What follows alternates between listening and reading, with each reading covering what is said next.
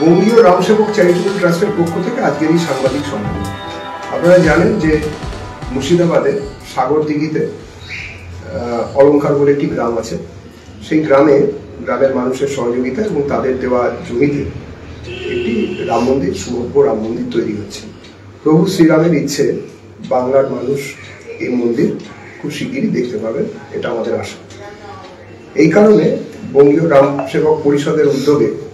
বিভিন্ন জেলায়, পশ্চিমবঙ্গের বিভিন্ন জেলায় একটি রামরথ ঘুরবে এবং সব জায়গা থেকেই এই মন্দিরের জন্য, মন্দিরের অনুকূলে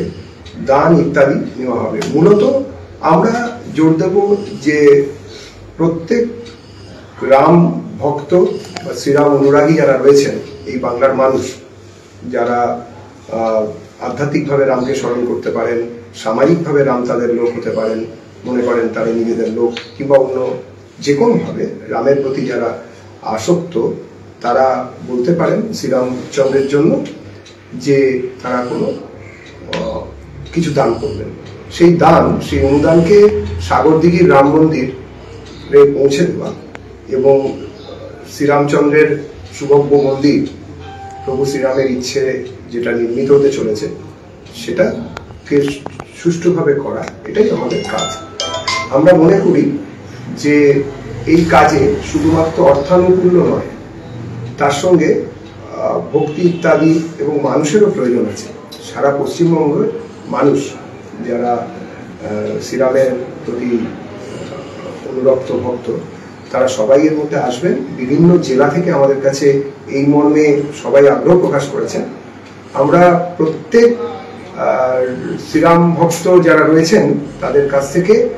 স্টক সংগ্রহ, অর্থাৎ যে মন্দির তৈরি হবে সেই মন্দিরে তাদের পক্ষ থেকে বা তাদের পরিবারের পক্ষ থেকে, ভক্তদের পরিবারের পক্ষ থেকে একটি করে বা একাধিক ইঁট সেটা আমরা কালেকশন করব এবং সেটা সেই ইঁটের মাধ্যমেই সারা বাংলার মানুষের করসেবার মাধ্যমে এই সুভব্য শ্রীরাম মন্দির এবং তার সঙ্গে তার যে এলাকার সামাজিক উন্নয়ন কল্পে কিছু প্রকল্প নেওয়া হবে, সেই প্রকল্পগুলি নির্মিত হবে, এটা আশা রাখি। এই প্রসঙ্গে আমাদের এই যে রাম মন্দির পরিষদ, সেই বঙ্গীয় রাম মন্দির পরিষদের যিনি মাননীয় সভাপতি পূজনীয় অম্বিকানন্দ মহারাজজি, তিনি এই বিষয়ে পুরো বিষয়টা দেখছেন, তার নেতৃত্বেই পুরো কাজ হচ্ছে এবং আজকের এই সম্মেলনে পুরো বিষয়টা উনি বলবেন। ঝাড়গ্রামের জেলা থেকে আমরা শুরু করব। আপনারা জানেন একটি প্রান্তিক জেলা, পশ্চিমবঙ্গের দূরতম জেলাগুলি, মানে কলকাতা থেকে যে জেলাগুলি দূরতম জেলার মধ্যে পড়ে, তাদের মধ্যে একটি জেলা, এবং সেখান থেকে আমাদের এই যাত্রা শুরু করতে আমরা চলেছি এবং আমরা সেটা কোচবিহারে নিয়ে গিয়ে শেষ করবো এবং কোচবিহার থেকে আবার ওই যাত্রা ফেরত আসবে সাগরদিঘির উদ্দেশ্যে, এরকম আমরা ভেবেছি। বাকি এই বিষয়ে বিশদে আমাদের পূজনীয় অম্বিকানন্দ মহারাজ আপনাদের সঙ্গে। প্রথমে আপনাদের সকলকে বঙ্গীয় রামসেবক পরিষদ চ্যারিটেবল ট্রাস্টের পক্ষ থেকে স্বাগত। আপনারা দেখেছেন বিগত ডিসেম্বর মাসে আমরা ঘোষণা করেছিলাম যে মুর্শিদাবাদে আমরা ঠিক অযোধ্যার অনুকরণে ভগবান শ্রীরামচন্দ্রের একটি ভব্য মন্দির নির্মাণ করব। তারপরে যে ব্যাপক পরিমাণে সারা সমগ্র পশ্চিমবঙ্গ জুড়ে, ভারতবর্ষের বিভিন্ন প্রান্ত থেকে, এমনকি বিশ্বের বিভিন্ন জায়গা থেকেও অনেক মানুষ, সনাতনী মানুষেরা, তারা আমাদেরকে শুভেচ্ছা জানিয়েছেন, স্বাগত জানিয়েছেন। তো তারপর আপনারা দেখেছেন 22শে জানুয়ারি, সেই 22শে জানুয়ারি আমরা ভব্য শ্রীরাম মন্দিরের শিলান্যাসও করেছি এবং শিলান্যাস করার পর আজকে ফেব্রুয়ারি মাসের 18 তারিখ আমরা আজকে সমবেত হয়েছি আপনাদেরকে একটি বিষয় সম্পর্কে জানানোর জন্য, যে আমরা এই অযোধ্যার যে অনুরূপে যে রাম মন্দির তৈরি করতে চলেছি মুর্শিদাবাদের প্রত্যন্ত গ্রাম সাগরদিঘির অলঙ্কারে, সেই মন্দিরের জন্য কর সেবার জন্য আমরা পথে নামব। আমরা রাজপথে নামব, পৌঁছে যাব পশ্চিমবঙ্গের প্রান্তিক থেকে প্রান্তিক স্তরের মানুষের কাছে, সর্বস্তরের মানুষের কাছে, যারা সনাতনকে শ্রদ্ধা করেন, যারা সনাতনী সংস্কৃতি কৃষ্টিকে শ্রদ্ধা করেন, এবং সেই মর্মে একটি রাম রথযাত্রা, অর্থাৎ শ্রী রামলালার বিগ্রহ নিয়ে, শ্রীরামচন্দ্রকে নিয়ে আমরা ঝাড়গ্রামের চিল্কিগড়ের কনক দুর্গা মন্দির, অর্থাৎ পশ্চিমবঙ্গের একেবারে দক্ষিণ পশ্চিম প্রান্ত, যেটি পশ্চিমবঙ্গের শেষ সীমানাও বটে, সেই চিল্কিগড়ের কনক দুর্গা মন্দির থেকে আমরা এই রথযাত্রা শুভ সূচনা করব মা কনক দুর্গার চরণের পুষ্পাঞ্জলি এবং মায়ের আশীর্বাদ নিয়ে, রামলালাকে নিয়ে। এবং এই রথযাত্রা দুই মেদিনীপুর হয়ে বিস্তীর্ণ সমগ্র পশ্চিমবঙ্গ জুড়ে, বাঁকুড়া, পুরুলিয়া, বর্ধমান থেকে শুরু করে মুর্শিদাবাদের অলঙ্কারের সেই পবিত্র মাটিকে স্পর্শ করে মালদা হয়ে কোচবিহারের পথে এগিয়ে যাবে। বিস্তৃত রুট আমরা আপনাদেরকে আগামী দিনে নিশ্চয়ই জানাতে পারবো বলে আমরা আশা রাখি, এবং এই বিষয় নিয়ে আমরা প্রশাসনের দ্বারস্থও হব। এবং আমার সর্বস্তরে সমস্ত রাজনীতির ঊর্ধ্বে উঠে, সমস্ত দলমত মতাদর্শের ঊর্ধ্বে উঠে আমি সর্বস্তরের সনাতন ধর্মাবলম্বী মানুষকে আমি আহ্বান জানাচ্ছি আপনাদের মাধ্যমে, যে বিভেদের বিষয় নয়, সাম্প্রদায়িক সম্প্রীতি রক্ষা করা এবং পশ্চিমবঙ্গ জুড়ে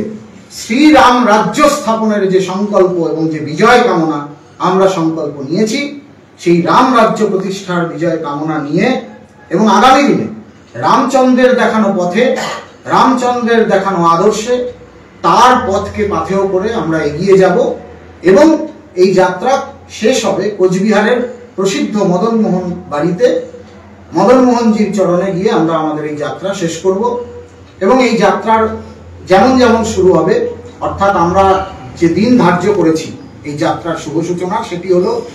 বসন্ত নবরাত্রি, অর্থাৎ আমাদের যে বাসন্তী দুর্গা পুজোর যে প্রতিপদ তিথি,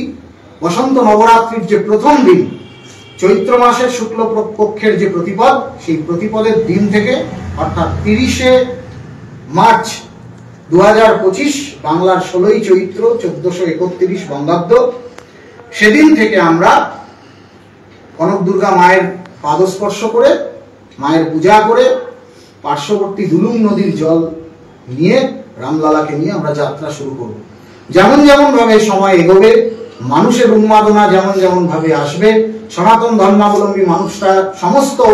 রাজনীতি, দলমত, দলাদলি, সমস্ত বিভেদ ভুলে যখন মাঠে নামবেন, রাস্তায় নামবেন রামলালাকে বরণ করে নেওয়ার জন্য, রাম মন্দিরের জন্য কর সেবায় আমাদেরকে সহযোগিতা করার জন্য, সেইভাবেই রথযাত্রা একইভাবে এগিয়ে যাবে। এবং এটা সমগ্র পশ্চিমবঙ্গের সনাতনী সমাজকে ঐক্যবদ্ধ করার যাত্রা। রাম একজন প্রজাবৎসল রাজা শুধু নন, তিনি একজন আদর্শ মহানায়ক, যিনি অযোধ্যায় জন্ম লাভ করার পরেও 14 বছর বনবাসের সময় তিনি যেভাবে অযোধ্যা থেকে পদব্রজে মা সীতা এবং ভাই লক্ষণকে নিয়ে দণ্ডকারণ্যের বিস্তীর্ণ এলাকা, পার্বত্য উপত্যকা থেকে কিষ্কিন্ধা হয়ে যেভাবে তার মাঝখানে সীতাহরণ, এবং যেভাবে তিনি লঙ্কা বিজয় করেছিলেন, অশুভ শক্তির বিনাশ করেছিলেন, রাবণ বিনাশ করেছিলেন, যেভাবে তিনি একদম উত্তর ভারত থেকে দক্ষিণ ভারত হয়ে লঙ্কাকে এক সুতোয় গেঁথেছিলেন, ঠিক তেমনি করে আমরা পশ্চিমবঙ্গকে ঝাড়গ্রামের চিল্কিগড়ের কনক দুর্গা মন্দির থেকে যাত্রা শুরু করে মদনমোহন মন্দির পর্যন্ত সমগ্র পশ্চিমবঙ্গকে, বাঙালি হিন্দুদেরকে এক সুতোয় এক মালায় গাঁথব, রামচন্দ্রকে নিয়ে, রামের দেখানো পথে, রামের দেখানো আদর্শে।